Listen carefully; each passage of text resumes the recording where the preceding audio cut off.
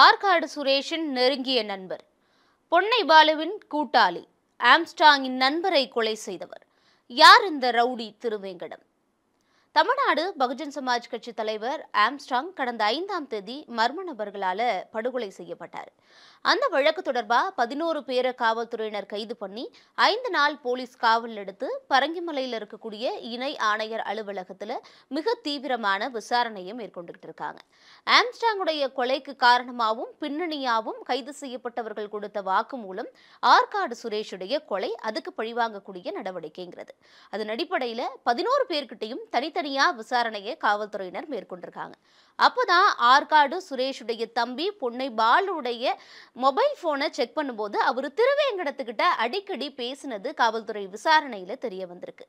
அப்போ திருவேங்கடம் கிட்ட தனியா நடத்தப்பட்ட விசாரணையில தான் பல அதிர்ச்சி அளிக்கக்கூடிய தகவல்கள் போலீசாருக்கு தெரிய வந்திருக்கு. திருவேங்கடம் ஒரு கொலை வழக்கு சம்பந்தமா சிறையில் அடைக்கப்பட்டிருந்தப்போ ஆற்காடு சுரேஷுடைய நட்பு கிடைக்குது.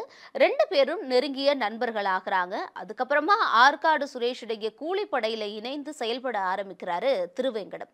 இந்த ஆற்காடு சுரேஷுடைய கூட்டணியில இணைஞ்சதுக்கு பிறகு இந்த குன்றத்தூர் வட்டாரத்துல மிகப்பெரிய ஒரு ரவுடியா தன்னை காட்டிக்கிறதும் நிறைய குற்றச்செயல்கள்ல ஈடுபடுறதையும் தொடர்ந்து செஞ்சுக்கிட்டு இருந்திருக்காரு திருவேங்கடம். 2014 ஒரு கொலை, 2015 திருவள்ளூர் பகுஜன் சமாஜ் கட்சி தலைவரும் ஆம்ஸ்ட்ராங்குடைய நெருங்கிய நண்பருமான தென்னரசு கொலையிலெல்லாம் ஈடுபட்டிருக்கிறாரு திருவேங்கடம். இதெல்லாம் போலீசார் மேற்கொண்ட விசாரணையில அதிர்ச்சி அளிக்கக்கூடிய தகவல்களா வெளிவந்திருக்கு. அவர்கிட்ட தொடர்ந்து மேற்கொள்ளப்பட்ட விசாரணையில தான் அவர் மாதவரம் பகுதியில நிறைய ஆயுதங்களை பதுக்கி வச்சிருந்தது தெரிய வந்திருக்கு. அதை மீட்கிறதுக்காக தான் நேற்று காவல்துறையினர் திருவேங்கடத்தை அவங்க வாகனத்துல அழைச்சிட்டு போனப்போ மாதவரம் ரெட்டேரி பகுதிக்கு போகும்போது இயற்கை உபாதை கழிக்கணும்னு சொன்னதா சொல்லப்படுது. அப்போதான் அவரு தப்பி ஓடி இருக்காரு. உடனடியா காவல்துறையினர் அங்க எக்ஸ்ட்ரா ஃபோர்ஸ் எல்லாம் அழைச்சிட்டு வந்திருக்காங்க. அப்போ அங்க இருக்கக்கூடிய வெஜிடபிள் வில்லேஜ் அப்படிங்கிற ஒரு இடத்துல இருக்கக்கூடிய ஒரு ஷீட் கொட்டா மாதிரி இருக்கு. அந்த இடத்துல அவரு ஒரு நாட்டு துப்பாக்கியை பதுக்கி வச்சிருந்திருக்காரு. அதுக்குள்ள இருக்கிறது திருவேங்கடம் தான் தெரிஞ்சுக்கிட்டு சுற்றி வளைத்திருக்காங்க காவல்துறையினர். காவல்துறையினர் சுத்தி வளைச்சிட்டாங்க அப்படிங்கிறது தெரிஞ்ச உடனே அந்த நாட்டு துப்பாக்கியால காவல்துறையினரை தாக்க முற்பட்டு இருக்கிறாரு திருவேங்கடம்.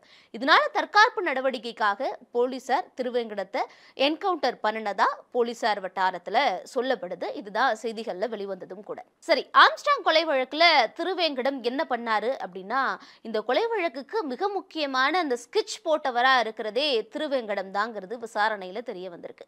ஆம்ஸ்ட்ராங் கொலைக்கு ஒரு 10-15 நாட்களாகவே தொடர்ந்து ஆம்ஸ்ட்ராங்கை ஃபாலோ பண்ணி அவர் எங்க போறாரு, எங்க வராரு, எப்போ எந்த நேரத்துக்கு எங்க இருக்காரு, என்னெல்லாம் செய்யறாருங்கிறத தொடர்ந்து ஃபாலோ பண்ணி எல்லாத்தையுமே நோட் பண்ணியிருக்காரு திருவேங்கடம்.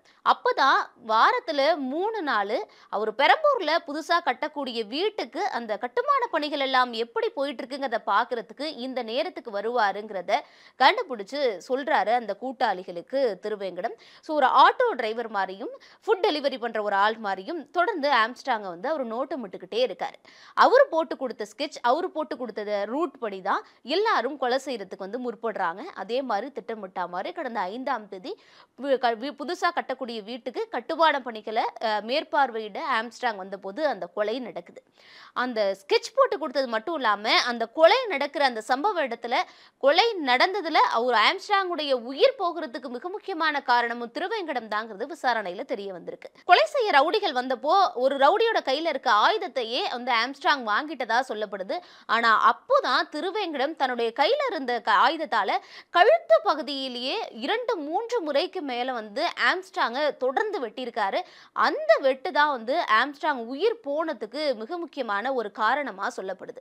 ஸோ அந்த ரூட்டை போட்டு கொடுத்ததா இருக்கட்டும், அவரை கொலை செஞ்ச இடத்துல சரியா உயிர் போற மாதிரி கழுத்து பகுதியில 3-4 முறை வெட்டினது திருவேங்கடம் தானும் ஆம்ஸ்ட்ராங்குடைய நெருங்கிய நண்பரும் திருவள்ளூர் பகுஜன் சமாஜ் கட்சி தலைவர் 2015 கொலை செய்த வழக்குல திருவேங்கடத்துக்கு தொடர்பு இருக்கிறதும் ஆற்காடு சுரேஷுடைய நெருங்கிய நண்பரா இருந்ததுனால அவரு கொலை செய்யப்பட்டதுக்கு பிறகு அதுக்கு பழிவாங்கக்கூடிய நடவடிக்கையா அவருடைய தம்பி பொன்னை பாலுவோட சேர்ந்து இந்த பல திட்டங்கள் எல்லாம் தீட்டி இதை நடைமுறைப்படுத்தினதும் திருவேங்கடம் தான் அப்படிங்கிறது காவல்துறையினர் வட்டாரத்துல தெரிய வந்திருக்கு.